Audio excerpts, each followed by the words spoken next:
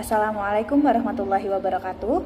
Perkenalkan, nama saya Nadia Putri Fauzia dengan NIM 24010110079. Saya merupakan mahasiswa aktif semester 2 dari kelas PAIB, jurusan Pendidikan Agama Islam, Fakultas Ilmu Tarbiyah dan Keguruan pada Universitas Islam Negeri Maulana Malik Ibrahim Malang. Di sini saya ingin mempresentasikan materi makalah saya pada mata pelajaran kewarganegaraan dengan dosen pengampu yakni Bapak Muhammad Tulus MPDI.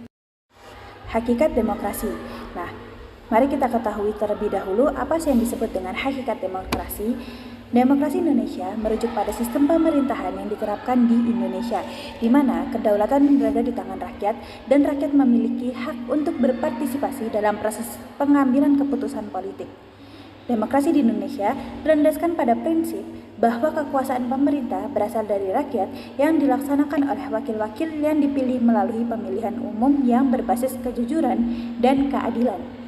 Secara lebih spesifik, demokrasi Indonesia mengacu pada demokrasi Pancasila yang merupakan demokrasi khas Indonesia itu, dengan menerapkan nilai-nilai Pancasila sebagai tujuan atau dasar dari nilai-nilai yang akan diterapkan di dalam kehidupan masyarakat Indonesia. Yang kedua, kita akan membahas tentang implementasi prinsip-prinsip demokrasi dalam sistem pemerintahan Indonesia saat ini. Yang pertama, yaitu adalah kedaulatan rakyat. Kedaulatan rakyat adalah prinsip dasar demokrasi yang menyatakan bahwa kekuasaan tertinggi berada di tangan rakyat. Dalam konteks Indonesia, prinsip ini diimplementasikan melalui mekanisme pemilihan umum atau pemilu yang diadakan secara reguler untuk memilih presiden, wakil presiden, anggota DPR, DPD, serta kepala daerah. Pemilu ini memberikan rakyat hak penuh untuk memilih pemimpin dan wakil mereka serta memberikan suara dalam menentukan kebijakan negara. Selanjutnya yaitu poin nomor 2, yaitu adalah pemisahan kekuasaan atau checks and balance. Pemisahan kekuasaan adalah prinsip demokrasi yang mengatur pembagian kewenangan antara lembaga negara agar tidak ada satu lembaga yang lebih dominan atau yang lebih mengendalikan segala hal. Di Indonesia, prinsip ini diwujudkan melalui sistem pemerintahan presidensial yang membagi kekuasaan antara 3 cabang utama, yakni adalah eksekutif, yaitu adalah presiden dan kabinet, legislatif, DPR dan DPD, dan yudikatif, Mahkamah Agung dan Mahkamah Konstitusi. Dalam sistem ini, masing-masing lembaga memiliki kewenangan dan tugas yang berbeda, serta saling mengawasi untuk memastikan tidak ada penyalahgunaan kekuasaan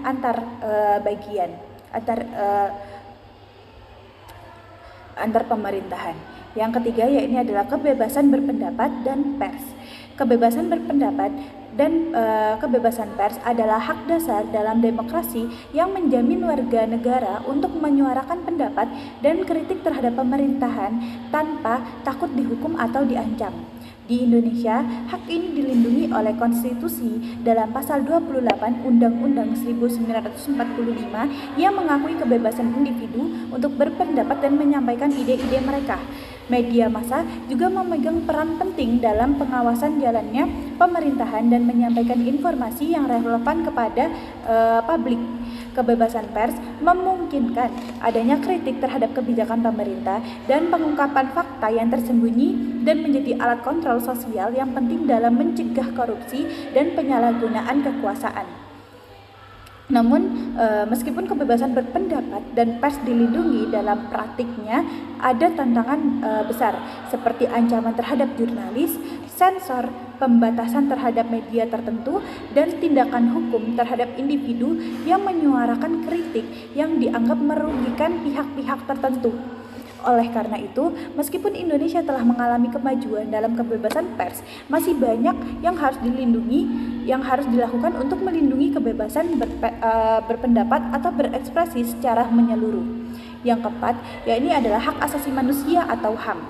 Hak asasi manusia atau HAM adalah bagian tak terpisahkan dari demokrasi yang menjamin setiap individu memiliki hak yang setara, bebas dari diskriminasi dan dilindungi dari penyalahgunaan kekuasaan.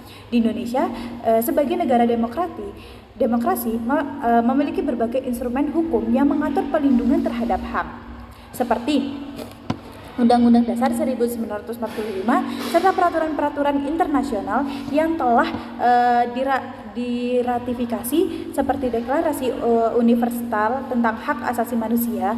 Namun, meskipun Indonesia memiliki perlindungan hukum terhadap HAM, terdapat berbagai tantangan yang masih dihadapi, seperti pelanggaran HAM yang terjadi di beberapa daerah, kebebasan berpendapat yang terkadang dibatasi, serta perlindungan terhadap kelompok minoritas yang kurang memadai. Selain itu, terdapat pula masalah ketidaksetaraan dalam akses terhadap keadilan dan diskriminasi terhadap kelompok tertentu, seperti perempuan, etnis minoritas, dan orang-orang dengan disabilitas. Oleh karena itu, perlindungan di Indonesia ini harus terus dipantau dan ditingkatkan. Seperti itu. Poin nomor 5 yaitu adalah musyawarah untuk mencapai mufakat. Prinsip musyawarah untuk mufakat adalah bagian dari budaya demokrasi Indonesia yang berakar pada nilai-nilai Pancasila. Prinsip ini menerapkan pentingnya dialog atau pencapaian kesepakatan bersama yang melibatkan semua pihak di Indonesia. Musyawarah untuk mufakat sering diterapkan dalam pengambilan keputusan di tingkat masyarakat dan pemerintahan. Hal ini terlihat dalam berbagai forum, mulai dari musyawarah desa hingga sidang-sidang parlementer. Prinsip ini bertujuan untuk mencapai keputusan yang adil dan memuaskan semua pihak tanpa harus memaksakan kehendak pihak tertentu.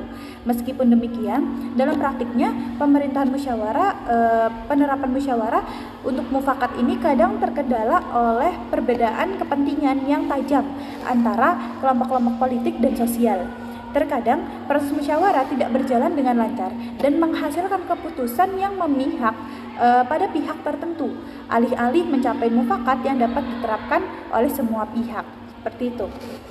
Lanjut poin nomor 6 yaitu adalah partisipasi masyarakat.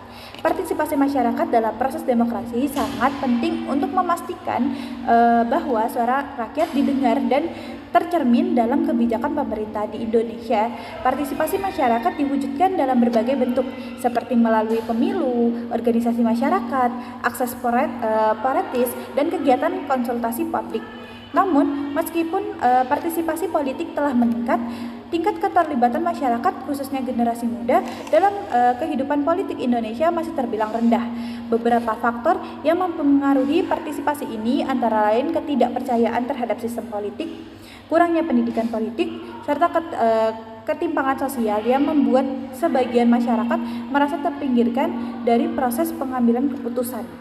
Untuk meningkatkan kualitas demokrasi, penting untuk mendorong partisipasi masyarakat agar tidak inklusif dan berbasis pada kesadaran politik yang lebih baik. Seperti itu.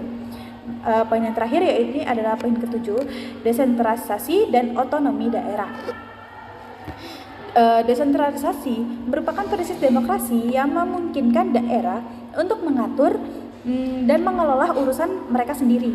Dalam konteks Indonesia, demokratisasi diimplementasikan melalui kebijakan otonomi daerah yang memberikan kewenangan lebih besar kepada pemerintah daerah untuk mengatur berbagai hal seperti pendidikan, kesehatan, dan infrastruktur sesuai dengan kebutuhan lokal atau kebutuhan daerahnya masing-masing. Desentralisasi bertujuan untuk meningkatkan efisiensi dan efektivitas pemerintahan di tingkat daerah, serta memberi kesempatan bagi daerah untuk berkembang sesuai dengan potensi lokalnya masing-masing. Namun, implementasi otonomi daerah juga menghadapi tantangan besar, seperti ketimpangan pembangunan antar daerah, korupsi lokal, serta ketergantungan daerah terhadap pusat. Meskipun otonomi daerah memberikan kebebasan lebih, pengawasan yang lebih ketat dari pemerintah pusat sangat diperlukan untuk memastikan bahwa kebijakan di tingkat daerah terhadap pengutamaan kepentingan masyarakat dan pembangunan nasional. Secara keseluruhan, meskipun Indonesia telah banyak mengimplementasikan prinsip-prinsip demokrasi dengan baik, masih ada banyak tantangan yang harus dihadapi. Keterlibatan aktif masyarakat, pendidikan politik, dan yang lebih luas, serta perbaikan dalam sistem pengawasan dan akuntabilitas pemerintah adalah beberapa aspek yang perlu diperkuat untuk memastikan bahwa demokrasi Indonesia dapat berkembang secara sehat dan inklusif. Jadi di dalam ini demokrasi Indonesia bisa berjalan dengan efektif dan baik jikalau masyarakat dan pemerintah memiliki hubungan baik dalam pelaksanaannya. Jadi pemerintah membutuhkan masyarakat dalam menyuarakan nilai-nilai apa yang harus diterapkan di negara, dan masyarakat pun membutuhkan wakil-wakilnya, membutuhkan pemerintah untuk melaksanakan atau menerapkan nilai-nilai tersebut di dalam negara kita tercinta ini, dalam Indonesia. Baik, mungkin sekian yang dapat saya sampaikan. Kurang lebihnya saya mohon maaf atas kesalahan perkataan maupun pemilihan kata yang kurang tepat dalam presentasi saya. Semoga berkenan di hati para pendengar dan penonton sekalian. Terima kasih saya ucapkan. Wassalamualaikum warahmatullahi wabarakatuh.